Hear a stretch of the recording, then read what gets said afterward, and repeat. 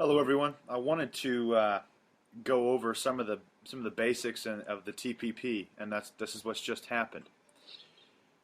For those of you who don't know, this morning, multiple countries agreed to a deal which is called the TPP. The TPP is the biggest, newest, most tyrannical, most controlling agreement that multiple countries have agreed to. Corporations are now aligned with the governments. They have the same power that governments do because of the TPP. The TPP is the #1 biggest threat to the truth movement because of the free flow of information and how it can be completely thwarted and stopped dead in its tracks. I believe I'm beginning to fully grasp and understand as to what's been going on with YouTube lately and Google lately, is this whole time they have been preparing for the TPP. Under the TPP, the biggest global threat to the internet agreed as campaigners warned that secret pact could bring huge new restrictions to the internet. The free flow of information that has become the internet is one of the most essential parts of how we keep people informed. YouTube was an essential part in how we keep people informed. A lot of people are beginning to notice a difference on YouTube. Trust me, my friends, that is going to begin to change drastically, especially now since this is in play.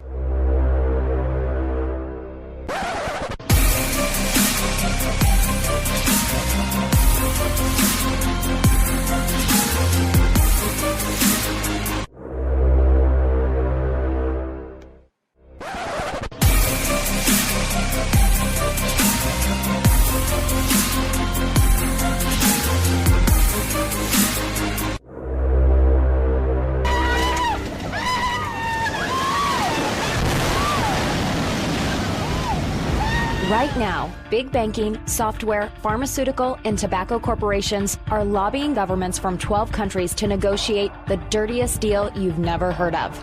There's a reason you haven't heard of the TPP, or Trans-Pacific Partnership.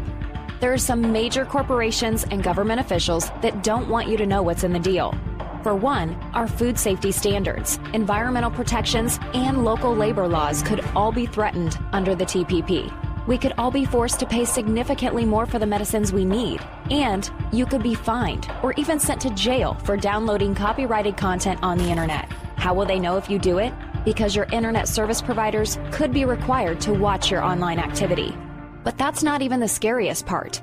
The TPP gives corporations the power to sue our government in secret foreign tribunals over any law or regulation they claim affects their expected future profits. Don't believe it? It's already happening. Recently, after Canada said U.S. big pharma corporation Eli Lilly's drug price-raising patents were not legit, the firm sued the Canadian taxpayers for a staggering $500 million.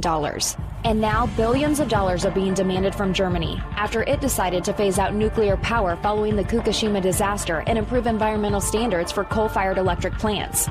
Philip Morris and Chevron are in on the game too, raiding taxpayer dollars and trying to reverse crucial policies we all rely on.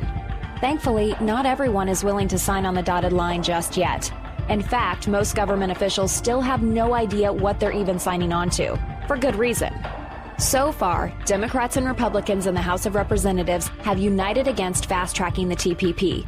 But there is a mighty corporate lobby that wants to make sure the deal is signed and railroaded quickly through Congress before we know about the damage it will cause us.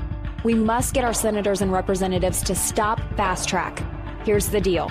Without a strong public outcry, politicians will only hear the concerns of multinational corporations.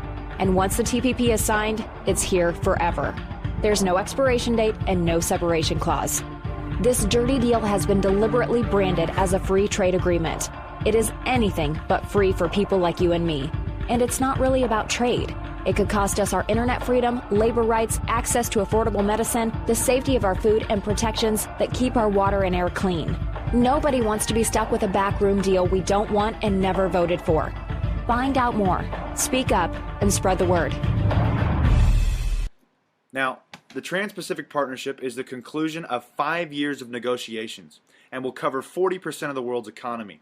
Its claimed purpose is to create a unified economic bloc so that companies and businesses can trade more easily. But it also puts many of the central principles of the internet in doubt, according to campaigners. One particularly controversial part of the provisions make it a crime to reveal corporate wrongdoing through a computer system. Let me read that again. One particularly controversial part of the provisions make it a crime to reveal corporate wrongdoing through a computer system. Hi, I do that every day. Experts have pointed out that the wording is very vague and could lead to whistleblowers being penalized for sharing important information and lead to journalists stopping reporting on them. Hi, can I say that one more time for me to make you register it? And lead to journalists stopping reporting on them. Others require that online content providers such as YouTube and Facebook must take down content if they receive just one complaint. Now, corporations? If you expose what they do, it can be considered a crime? A crime to prevent GMOs. A crime to prevent wrongdoing. Do you see what I'm trying to get through to people? I noticed this was going to happen. I didn't even think it had anything to do with the TPP right away. But as I began to do more of my research, I figured something out. In June, we were talking about the TPP. What's happened most recently? Lo and behold, the TPP affiliates or group was meeting.